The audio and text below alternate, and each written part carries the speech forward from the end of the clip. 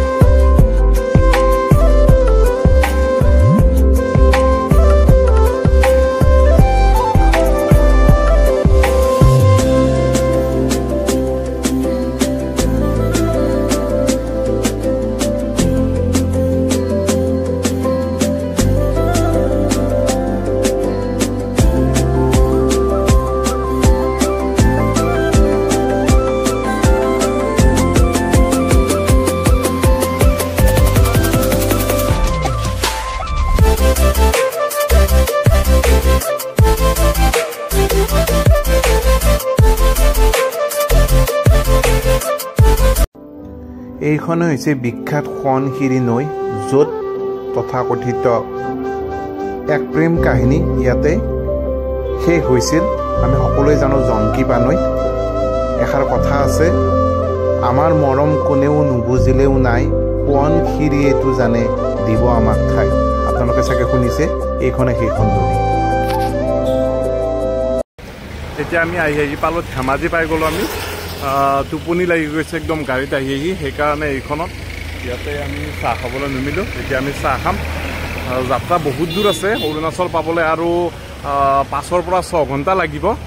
গতিকে কিমান ৰাতি হয় নাজানো, আহি আছোঁ ৰখি ৰখি। তো আপোনালোকে চাই থাকক মোৰ লগত। অৰুণাচল কিয় আহিছোঁ এই ভিডিঅ'টোৰ লাষ্টত ক'ম, আপোনালোকে চাই থাকক। এতিয়া গৰম গৰম চাহ লৈছোঁ আমি সকলোৱে চাহ খাম। চবকেইটা একেলগে আছোঁ, ৰাজীৱ দা, সন্দীপ, নিজুত দাস, গোটেইবিলাক একেলগে আছোঁ। এতিয়া চাহ খাই ল'ম। চাহ খাই লৈ পুনৰ যাত্ৰা আৰম্ভ। আৰু আমাৰ কিমান ঘণ্টা লাগিব সন্দীপ? মোটামুটি 6 ঘণ্টা লাগিব আমি অৰুণাচল পোৱালৈ, আমি থকা ঠাইলৈ। তো আমাৰ লগত চাই থাকক। এতিয়া চাহ খাম, তাৰপিছত আমি ওলাই যাম একেলগে।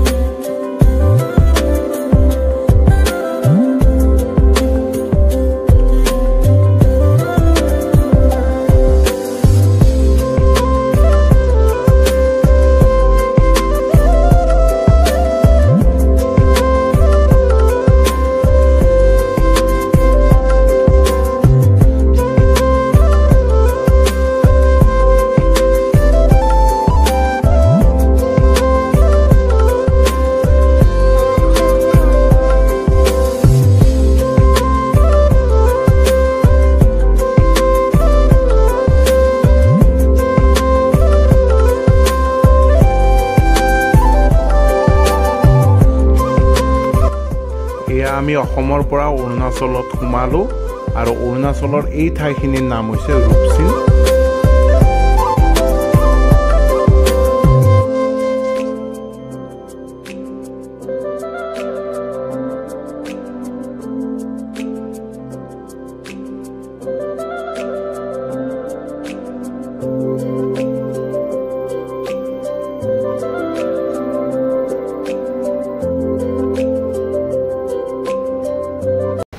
আমি এতিয়া আহি পালোঁ অৰুণাচল প্ৰদেশ, সোমাই গ'লোঁ আমি। আৰু অৰুণাচল প্ৰদেশৰ এইখিনি ঠাইৰ নাম হৈছে ৰূপসিং। আমি ৰূপসিঙত সোমাইছোঁ। এইটো ৰূপসিঙৰ আইবি হয়। আৰু ইয়াৰ পৰা আমি ডাইৰেক্ট যাম কাম্বা। ইয়াৰ পৰা মেক্সিমাম 4 ঘণ্টা সময় লাগিব আমাৰ। তো ইয়াৰ পৰা আমি কাম্বালৈ গৈ আছোঁ। এতিয়া আমি আছোঁ ৰূপসিঙৰ এই আইবিটোত। তো আপোনালোকে চাই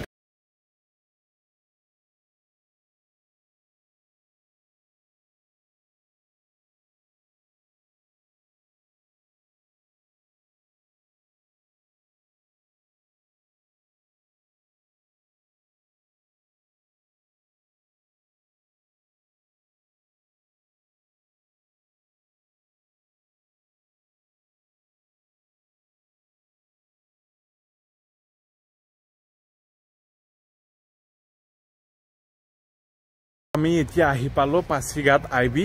পাছিঘাট আইবিত আমি ইয়াত অলপ ৰেষ্ট ল'ম। ইয়াত আমি 20 মিনিটমান ফ্ৰেছ হ'ম। ফ্ৰেছ হৈ কেনে আকৌ আমি এবাৰ ডাইৰেক্ট যাম কাম্বা। তো মোৰ লগত আছে ৰাজীৱ দা। ৰাজীৱ দা, জাৰ্ণি কৰি কেনেকুৱা লাগিছে? খুব ধুনীয়া। আৰু আমাৰ গাড়ীখন ৰাজীৱ দাই চলাই আহিছে। ৰাতিপুৱা কেইটা বজাত ওলাইছিলোঁ আমি? 7 বজাত ওলাইছিলোঁ। ৰাতিপুৱা আমি 7 বজাত ওলাইছিলোঁ, আৰু এতিয়ালৈকে ৰাজীৱ দাই গাড়ী চলাই আহিছে। তো ৰাজীৱ দা কোটি কোটি ধন্যবাদ আৰু কোটি কোটি প্ৰণাম। ইমান মানে ক'তো আমি এনেকৈ ৰেষ্ট লোৱা নাই। জাষ্ট এঠাইত আমি ব্ৰেকফাষ্ট কৰিছোঁ আৰু এঠাইত আমি লাঞ্চ কৰিছোঁ। তাৰ পৰা ক্ৰমান্বয়ে আহি আছোঁ আমি, মানে ক'তো আমি বেছিকৈ ৰেষ্ট লোৱা নাই। ইয়াতে আমি 20 মিনিট আমাৰ ফ্ৰেছ হ'ম। তো সেইটোৰ কাৰণে ইয়াৰ পৰা ডাইৰেক্ট কাম্বা তো চাই থাকক আমাৰ লগত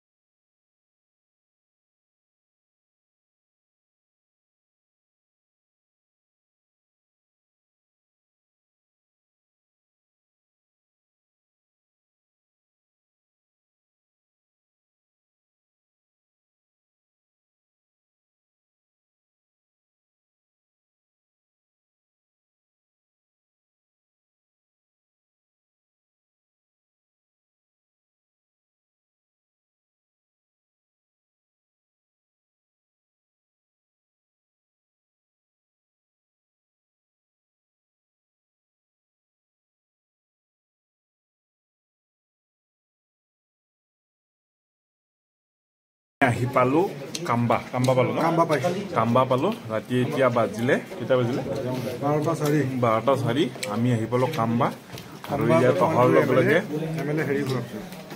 কাম্বাৰ যিজন ইয়াৰে অৰুণাচল কাম্বাৰ যিজন MLA তেখেতৰ ঘৰত আহিছো আৰু তেখেতৰ ঘৰত এতিয়া আমাক খোৱাৰ আৰম্ভ কৰিছো ডিনাৰ কৰিম আমি ইয়াতে এতিয়া প্ৰথম আমি আৰম্ভ কৰিছো এইটো আপঙতকৈ অলপ ওপৰত কি বুলি কয় এইটো ৰহি খাজ তো ৰহি খাজেৰে আমাক মানে প্ৰথম আদৰণি জনাইছে ৱেলকাম জনাইছে আৰু ইয়াৰ পিছত আমাৰ গোটেই ডিনাৰটো হ'ব ইয়াতে আৰু ডিনাৰ কৰি আমি ইয়াৰ ওচৰত 1 কিলোমিটাৰ দূৰত এটা ৰিজৰ্ট এখনত আমাক থকাৰ ব্যৱস্থা কৰিছে আমি তাতে গৈ থাকিম এতিয়া আমি ৰহি খাই এতিয়া আমি ডিনাৰ কৰিম